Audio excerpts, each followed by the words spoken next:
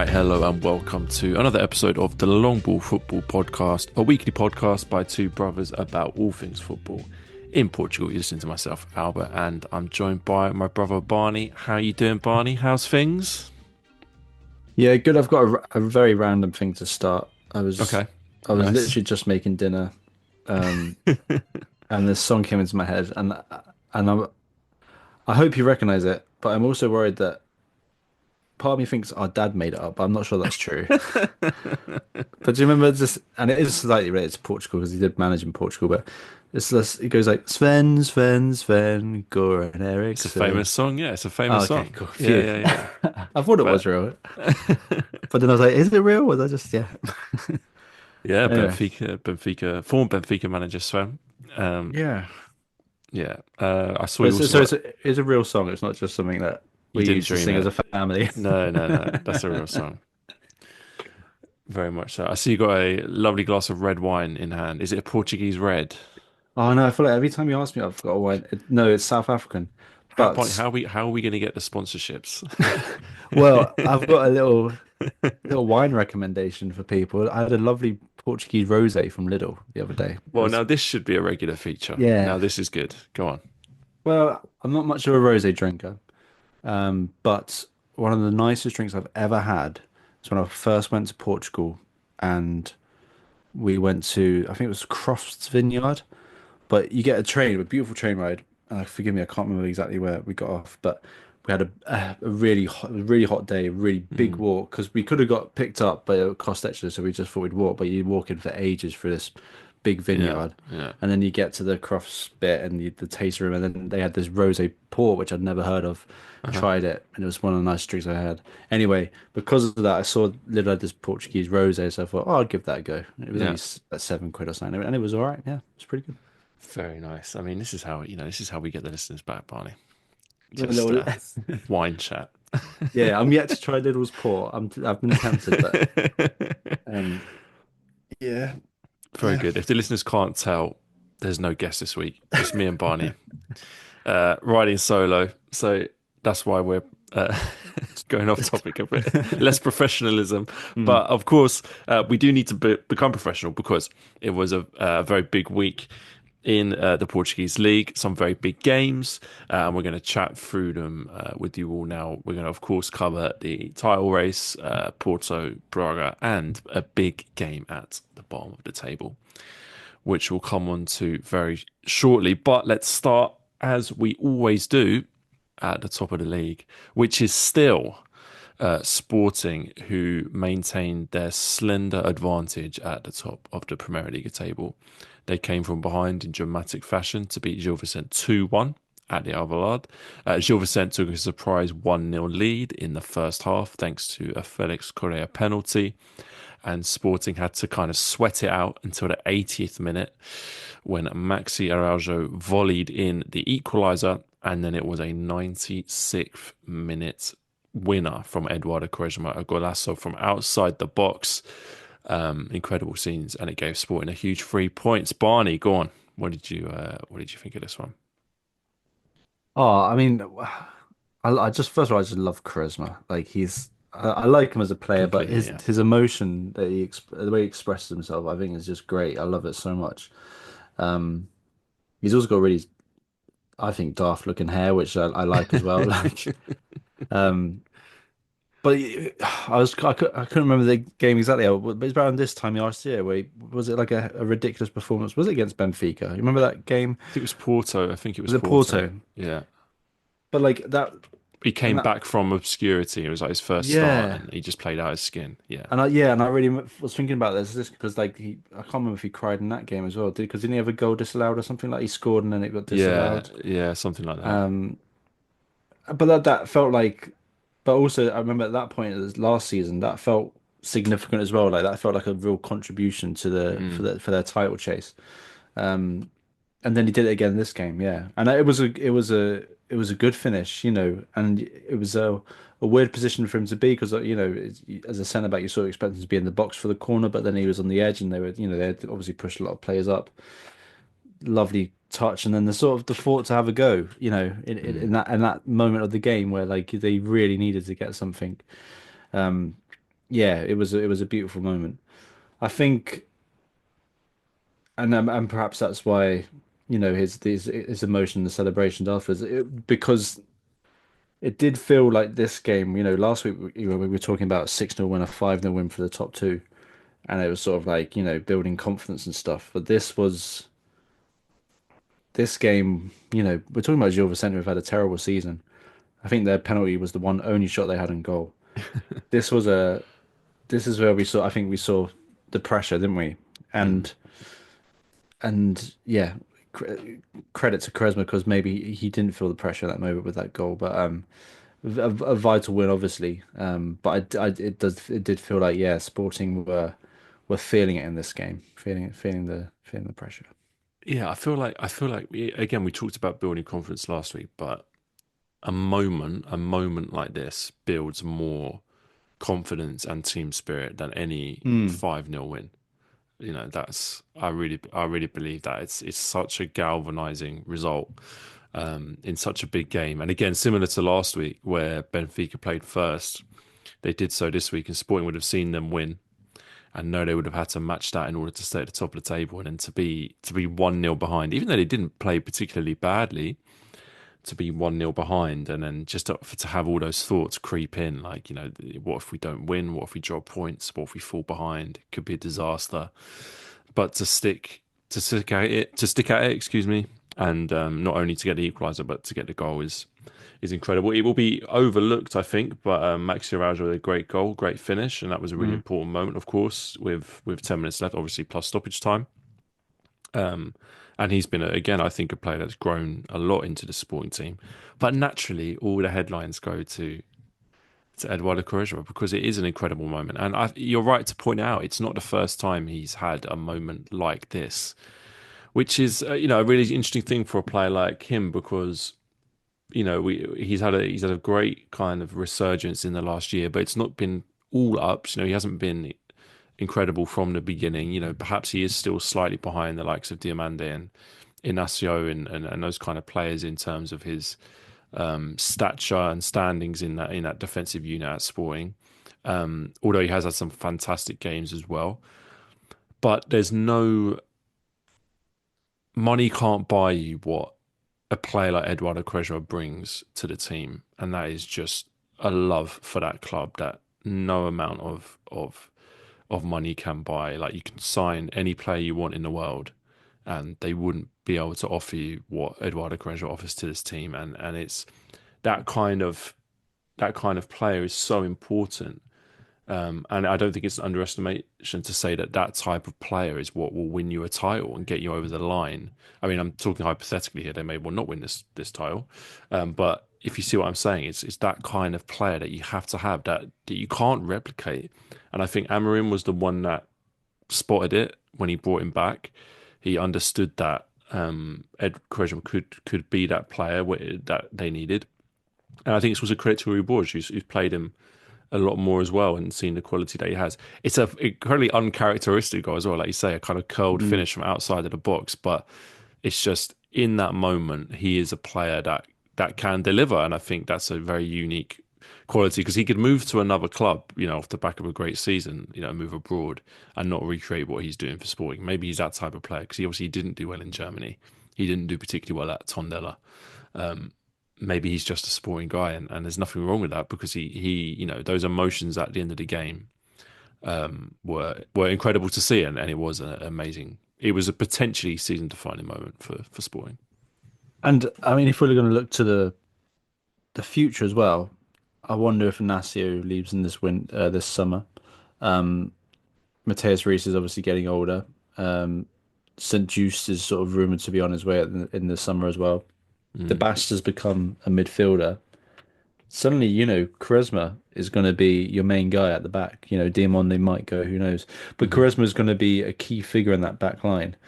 And yeah, I think yeah, I just love him. I love them when he played right back when Rui Borges went for the four at the back. I think he did a great job then. I think he's a really talented player. Um, I wanted to talk a little bit about Gil Vicente Albert because well, my first thing is, have we sort of did we miss this kit? this is a beautiful kit. No, I didn't miss it. This is a Lakatoni special. I don't know if they wear it that often, but it's a very nice Yeah, one. it really caught my eye. I thought it was great.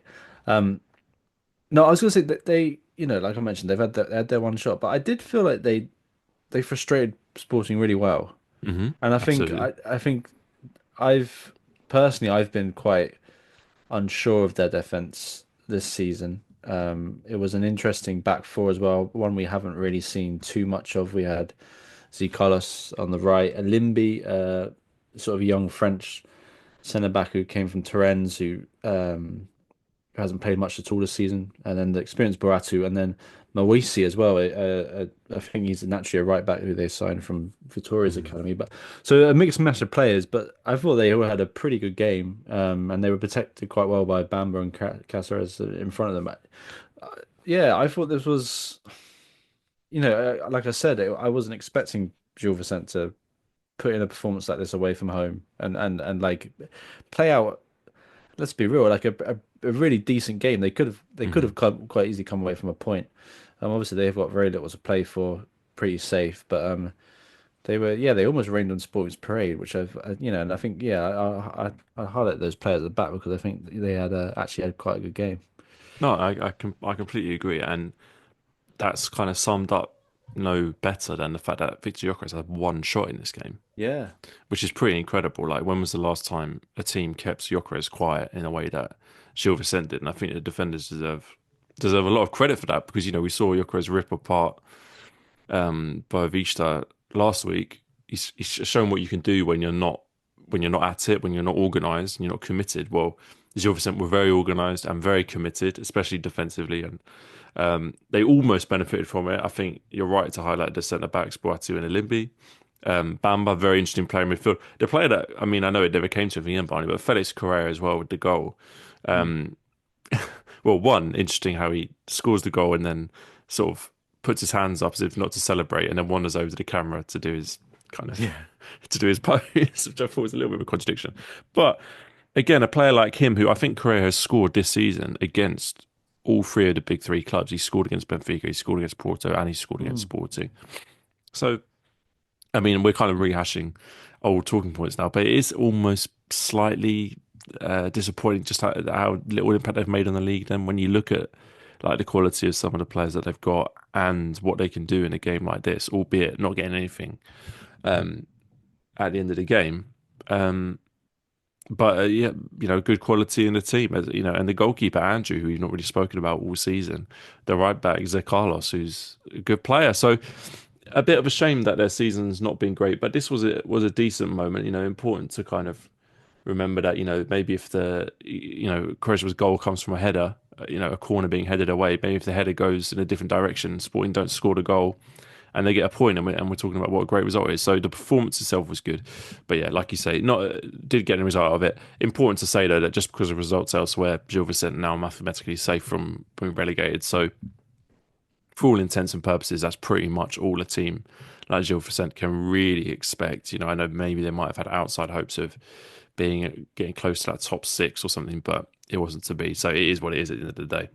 How about Felix Correa? I didn't realize. I don't think I knew this, but when you said he didn't celebrate, he did play for Sporting up to under 19 level. Yes, yeah, Then City signed him for yes, 4.5 mil, and then yeah, Juventus signed them from City for 10 mil.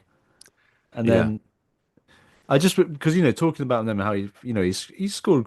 I think even Marito he scored goals against anyone, and I just he's 24 years old now, and Mm. I don't know what his trajectory is. I wouldn't put him in any of the big three. I don't think I'd put him in Braga. No.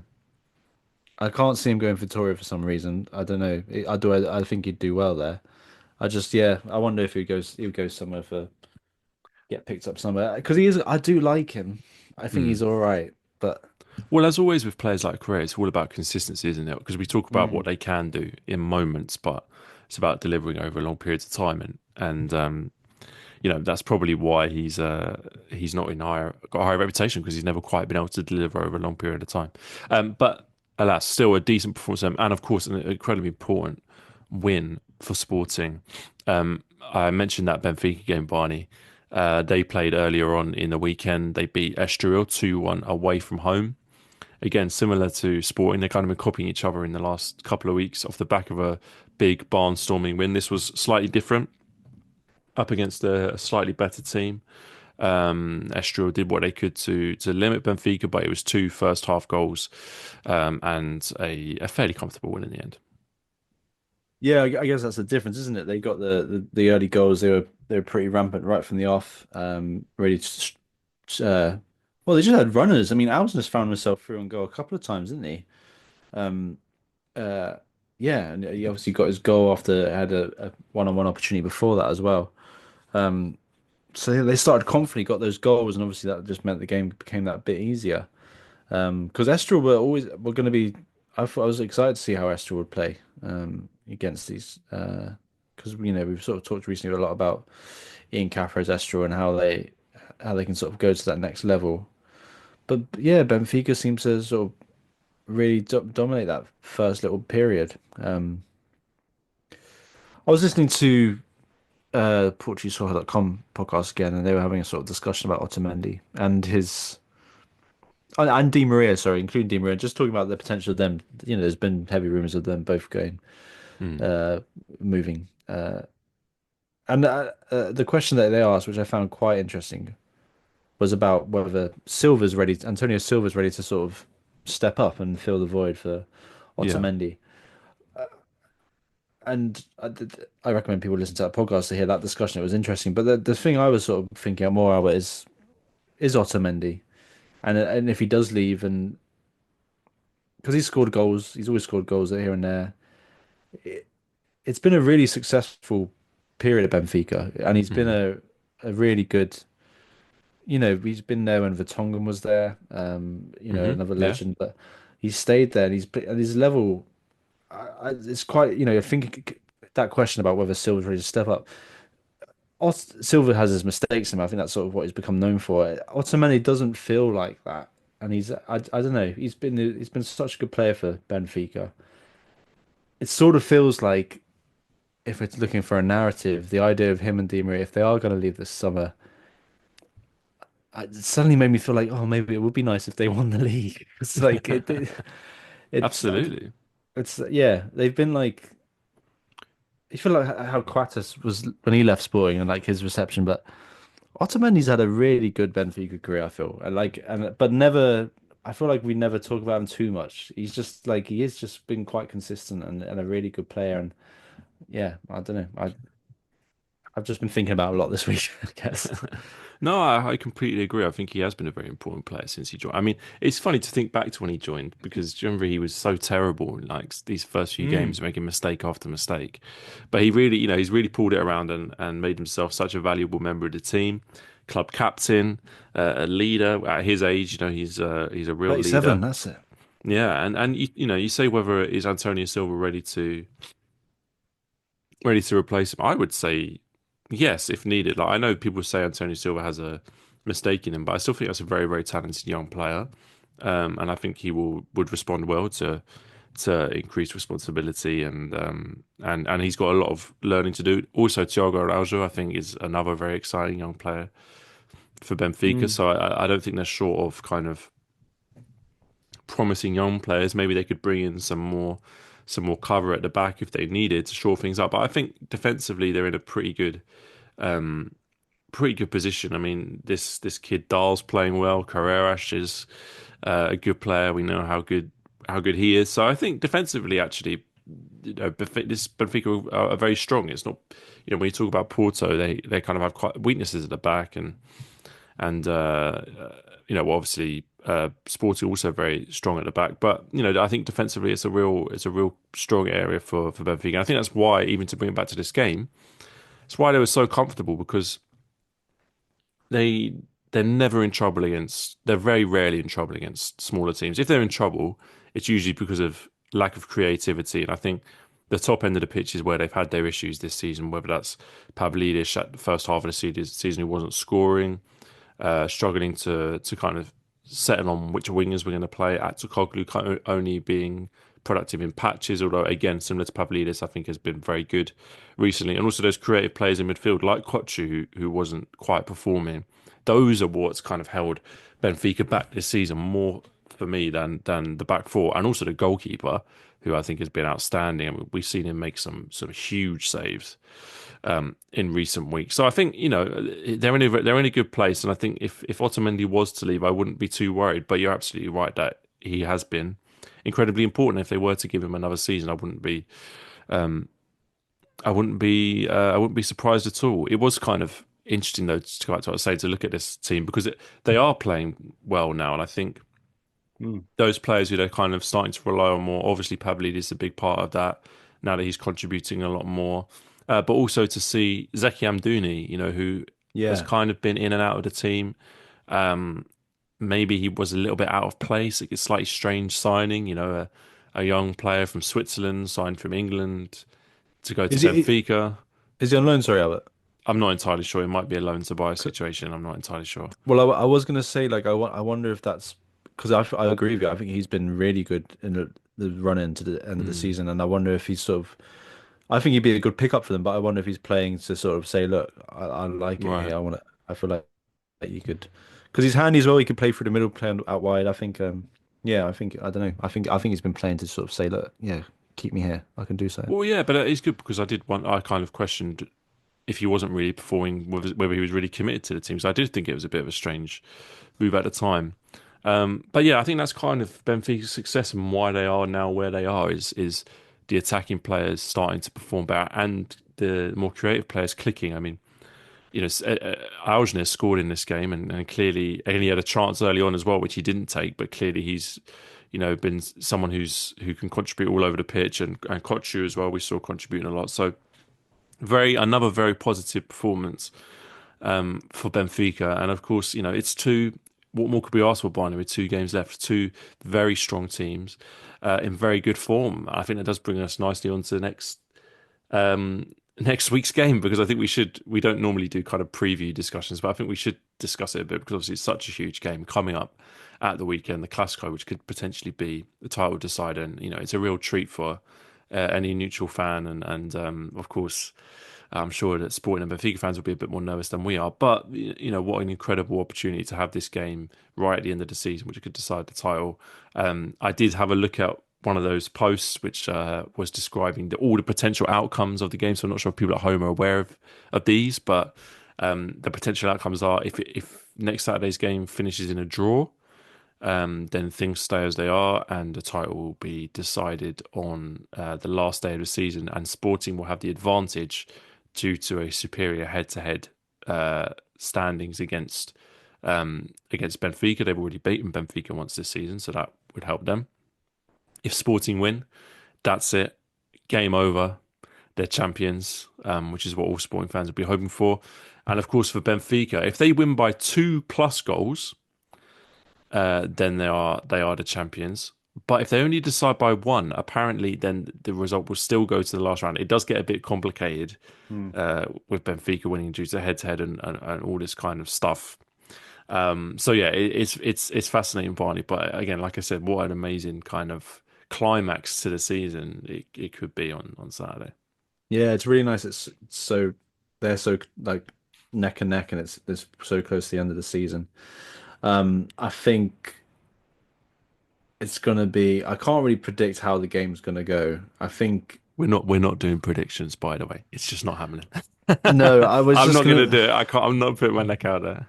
no. I don't think I can call it out because it's. I was sort of gonna say it depends how the game goes. Like, Mm, I think I sort of wonder. I sort of wonder if it goes a bit cagey, but for both teams. And it's mm. just if Benfica can rattle Sporting early, then I don't know then things might open up a bit. But like, yeah, there's a few duels I'm really interested in. I think I really want to see Human the Bass midfield, and I want to Mm. see how they cope with Benfica's midfield. I think that'd be really interesting. I wonder if St. Juice plays because he started the last game, but I wonder if Diamonde comes back into the team for Sporting because I think that would be interesting to see who matches up against Pavlidis. And we've talked in this podcast before about Diamonde. Disciplinary record. Yeah, Losing his head, perhaps. And then you look at the other end and the Gyökeres and the Otamendi slash Antonio Silva battle. It feels like, I don't know if you agree with it, but it felt like it was when Porto were playing that we would sort of look at.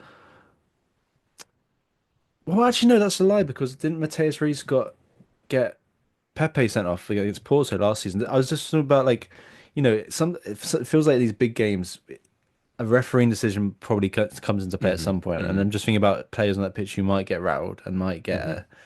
a. Anyway, there's so many things that are going to happen. It's going to be it's quite rare that we have a game of this importance, but with these big teams involved at this point of the season, it's going to be huge. It's going to be so good. Mm. Um, 6 p.m., isn't it? Yeah. So uh, UK time. Yeah. Perfect for Saturday the night. TV. Absolutely. Perfect Saturday night viewing. And I think the thing I like about this game, Barney, is that it's two teams in great form. There's no, and I don't feel like there's any Mm, weaknesses. There's no obvious big injuries to either team. It's basically two teams in great form, with full strength squads going against each other. There's no excuses. That's what I like. No excuses, which I think is really important. And you think about Pavlidis and Gyökeres and mm. all those players. Like, it's going to be fantastic. So we look forward to that game very much, and it could well be the title decider. So we're going to try and do an extra special podcast next week. So definitely keep an ear out for that. Oh, could I just have a quick word on Estra before we move on? Mm, Just because I felt like we saw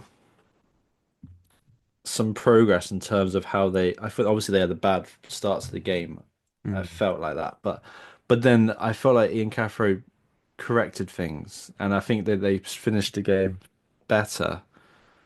But I felt like previous games against the top teams we've been disappointed, but I felt like Ian Cathro made some good calls, like not starting Gaitan but bringing him on to cause a bit of problems. That works, and then got them that goal back, and they were sort of got themselves back in the game. It didn't feel like they were. I did think Benfica were always going to win. Sorry, but it didn't. It felt like Esther were that bit closer to actually maybe getting a point from a game against a big team. Whereas before, I feel like we've seen them and it just hasn't. It's been slightly underwhelming, I'd guess, is what I'd say.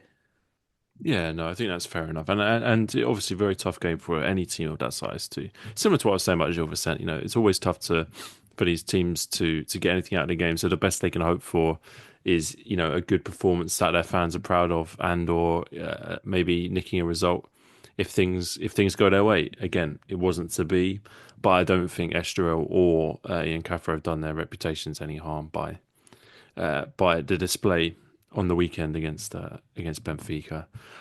All right, should we talk about some other games, Barney? And there's other stuff going on all over the table. We should talk about the battle for third place, which, while it's not as glamorous as the title race, is of no less importance, I would say, to the likes of Porto as they try and stay above Braga in that third position. Porto did so at the weekend by beating Moreirense 3-1 at home with two goals from Samu and a goal for Francisco Mora.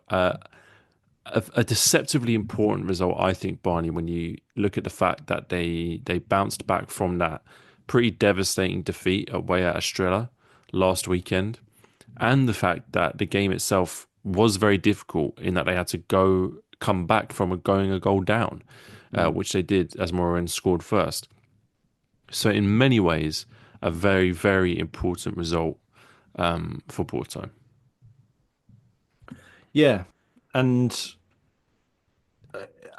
I think the fact that they got the goal before halftime was huge to get it back to 1-1 because Mm, that would have rocked them a bit.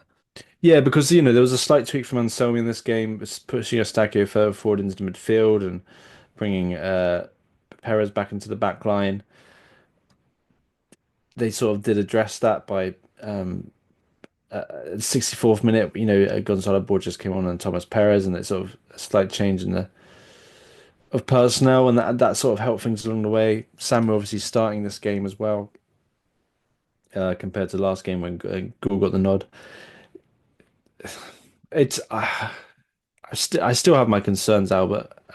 I think I had them last week where I know we've both agreed that it would be good for him to have more time, but I have started to question on some of his decision making and not being brave enough.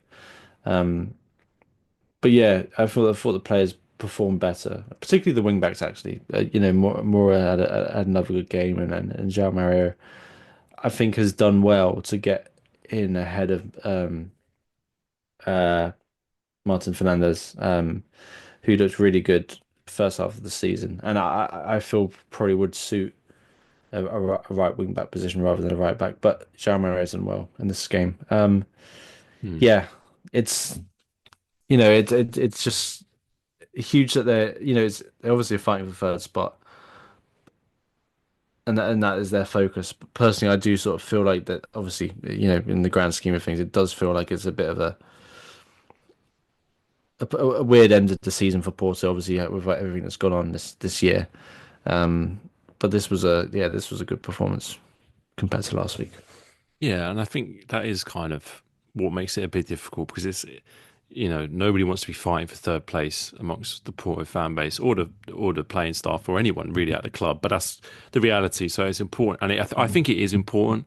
I think there is a big difference between finishing third and finishing fourth, not least because of what competition you might play in, but because of what it says about your season. So I think it's a big win, and the biggest thing I took from this game was the two goals from Samu because how he's been doing it is really interesting. The fact that he started so brightly at the start of the season, and we thought he's kind of the next big thing, the next star striker, and then he has kind of fallen out of favour. And I wonder whether Anselmi's found him a little bit hard to deal with. Like you said, we've seen him dropped with Ghoul coming in, which I mean I think Samu's the superior player, so I think that can only really be maybe the manager trying to send a message to him, and it's always hard to deal with a young player when you're trying to get the best out of them. And I think maybe Anselmi's tried a few things to get the best out of him. He's tried maybe showing him that if you're not playing well enough, then you're not going to be in the team and all that kind of stuff. And who knows, maybe that worked. Or maybe what he really needs is to be given confidence and to be put in the starting 11, told, you're my man, and I believe in you, and we're going to pick you no matter what, even if you go through a little dry spell, because these two goals were very important. Albeit one a penalty, second was a very good goal, which I think you'll be pleased with. So, yeah, it was important. Like I said, the most important thing was the nature of the comeback and the fact that they did dig deep and get it over the line. Because watching the game back, it was like when that first goal goes in for Moreirense, and the stadium's not very full. The fans are not in a particularly good mood, and then the goal goes in, and you hear the whistles, and you think this could turn bad. This could turn really bad, especially for the manager. If that game had stayed like that, they hadn't been able to turn it around. I do wonder whether it would have been one loss too far for the manager, whether he wouldn't have been able to come back from that loss, especially in the eyes of the fan base. So I think it does have real importance if they can back it up with two more wins in the rest of the season. Beat Boavista, beat Nacional, finish in third place, and go from there. I think things look a bit more positive. So in that sense, I go back to what I said. I think this is I think it was very important that they got the win. Claudio Ramos made a big save as well, didn't he? Yeah, At true. some point, yeah, big for them. Albert Morans, I feel, last year was so much more excited about Morans, and this year they obviously haven't. There's not been much to write home about, really. The thing No. that I did realize was that Marcelo Maracas centre back partnership. They were doing that at Passos in 2021, weren't they? Like like how long have they been playing together, man? And Yeah, how old Marcelo is. Um, I it's just like very when I true. saw those two names together, I was like, what? Like That's a proper throwback. that is a throwback, isn't it? Um, But what a strange season as well for them because like their season's been over for weeks. Like they yeah. they got 36 points, but they did very well to get 36 points. I don't think they'll get very many points for the rest of the season. I think they're playing AVS on the last game of the season. I'll check that, but I think that's right. So they could have a real part to play in the relegation battle. But in terms of their season, they've had I think they've been one of the very, very few teams in the Primeira Liga to have a mid-table season. It doesn't happen a lot. Yeah. You know, you're usually either fighting for Europe or you're just fighting for the relegation battle, whereas Moreirense have been kind of pretty innocuous. Well, I was about to say as well. I think what you were going to say. It's not a bad thing because yeah. this is a very small team, and surviving is Yeah. in itself great. I do look at things like the appointment of Bacci as the manager and think, well, pretty underwhelming. Mm. It didn't show much ambition. They haven't invested in the squad too much. And how many times have we seen that backfire in the long run, Barney, where if you kind of stand still, you end up going backwards. So, maybe next season things might not be the same. But for now, they had their moment. They got the first goal. But look, as we say in the UK, the players are on the beach. They got nothing left to play for. So I don't think we're going to be expecting many barnstorming from performances from them in the last two games. Um, shall we talk about Braga then, Barney? Because it was an interesting result for them, a 1-1 draw against Santa Clara. Another draw, a second draw in a row, and while last week's draw saw them gain a point on Porto, this one saw them fall 2 points behind. Um, Santa Clara again actually took the lead in the game, took the lead in the first half, and Braga, while they were able to equalise very early into the second half, they could not get that second goal to give them an all-important win. And, well, they fall back into fourth place in the league. I think it goes back to what I was saying, Barney, about Braga's problem this season has been inconsistency. Yeah. I was I was disappointed. I think I thought they were sort of gonna build on something and sort of have a strong run in. Santa Clara obviously have had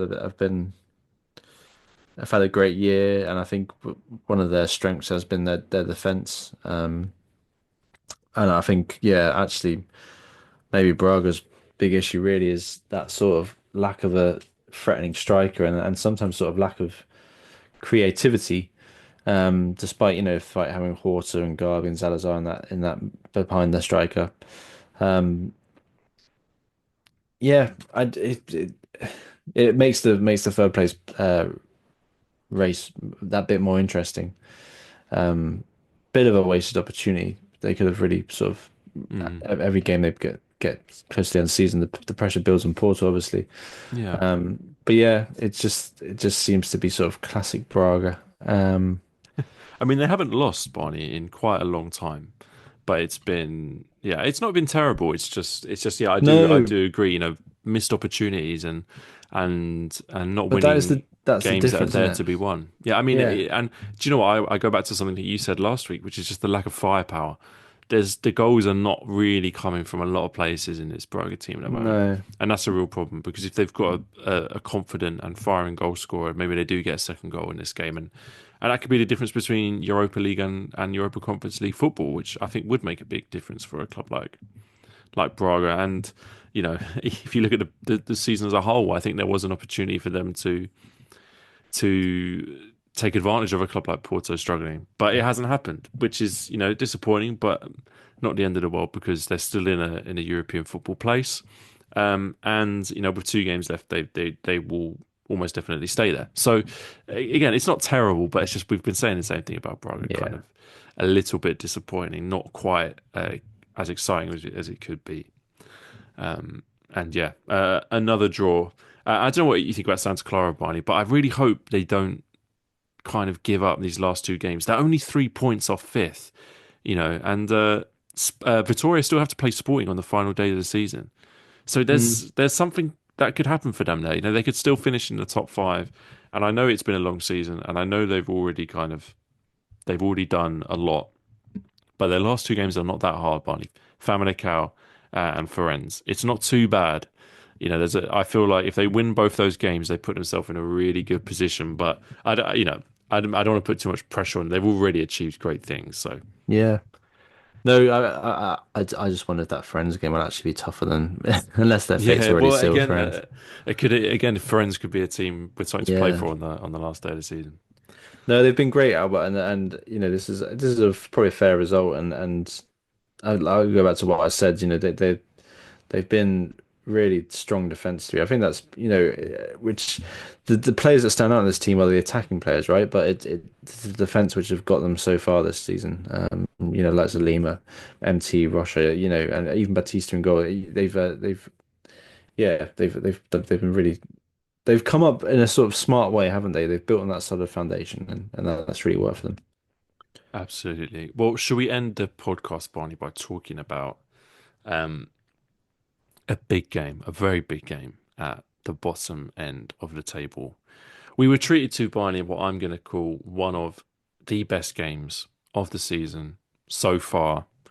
I stole that joke and dubbed it Ucrapico between AVS and Boavista in a game that would have huge repercussions on a relegation battle.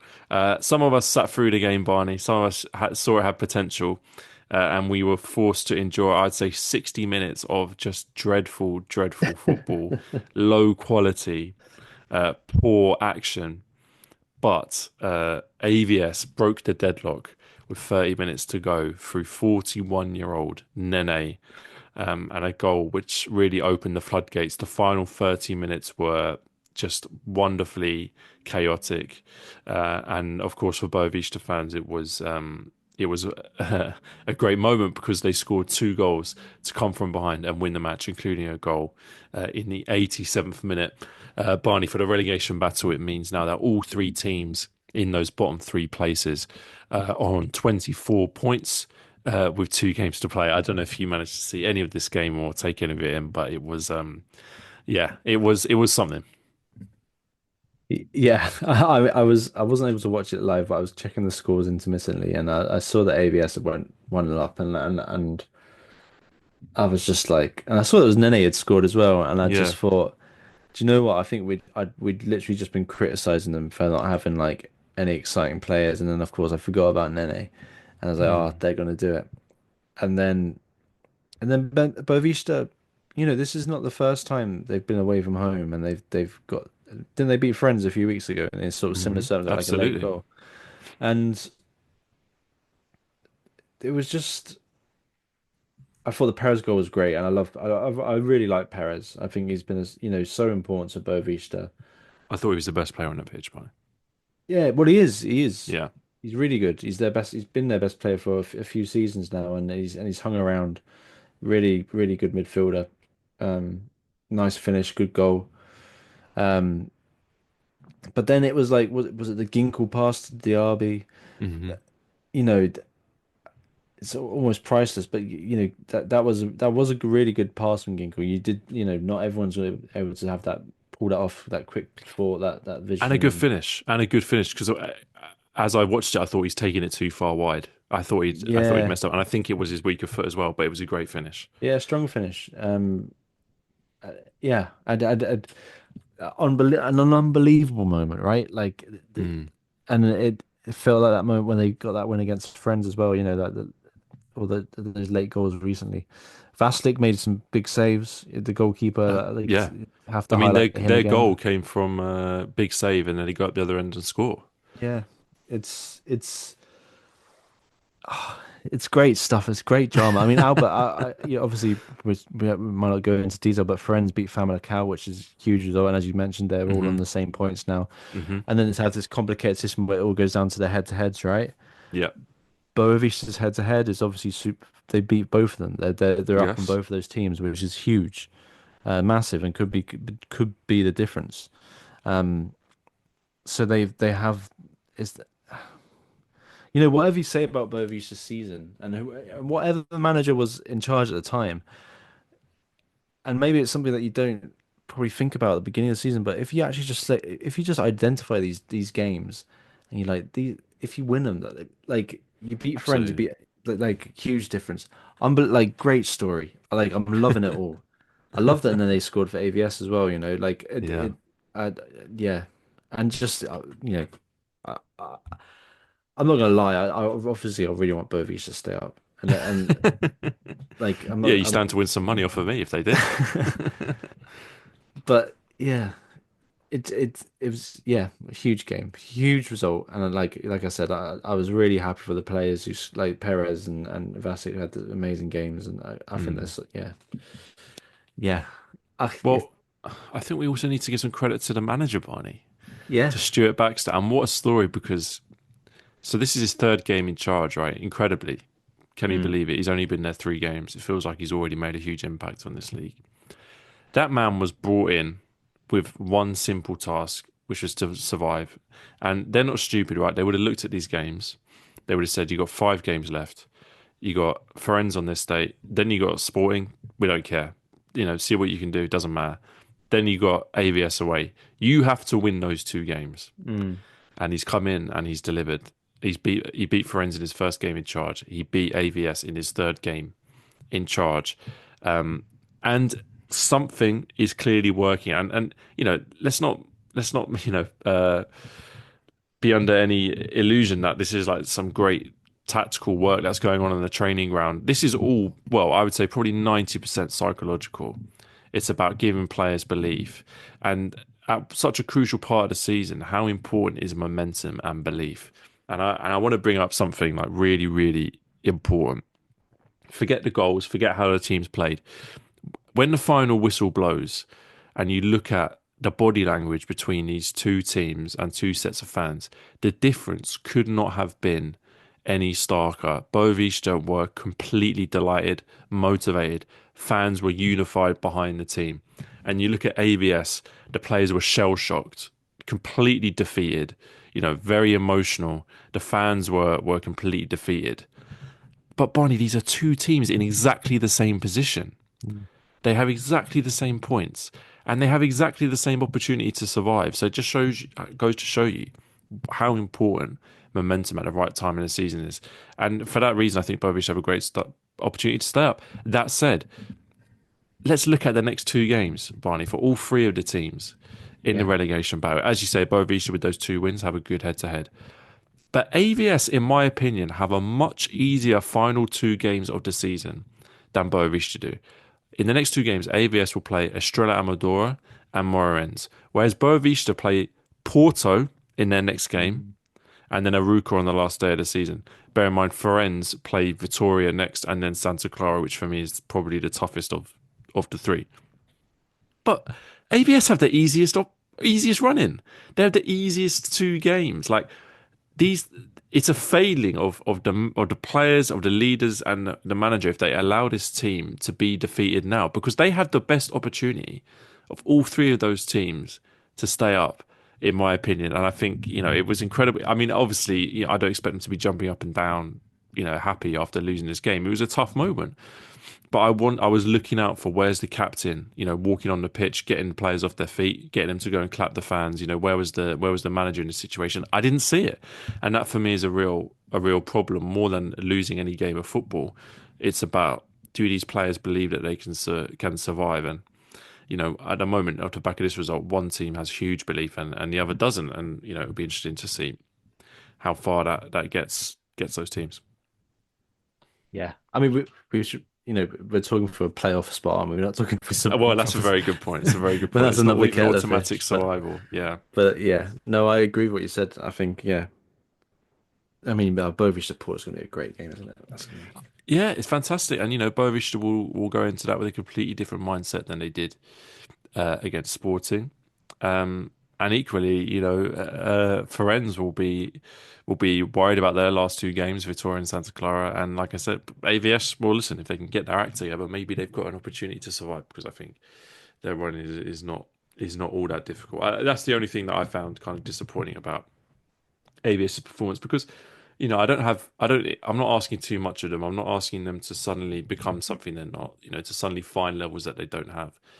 But the one thing they do have for me, Barney, is leaders. They have Nene, they have Lucas Piazon, Adelan Santos came off the bench. These are players who've been around the block, who've done it before, and should be able to lead the team. And I think they're even struggling with that at the moment, which for me is is a bad sign. But there you go. Let's not leave it on a negative note. We've got 2 weeks to Primeira Liga season to go. Next week is going to be a huge one for the title race, and the next 2 are going to be absolutely massive for the relegation battle. So Stick with it, and we'll be here to kind of talk through all of the action as it happens. I think, Barney, let's just we'll leave it there. Of course, a big thank you to everybody for listening. A reminder, as always, check out our Patreon if you're interested. Check us out on Twitter, check us out on Instagram, whatever you like, whatever you're interested, we're there. I think that just leaves me to say thank you very much for listening, and we'll see you next week. Yes, next week.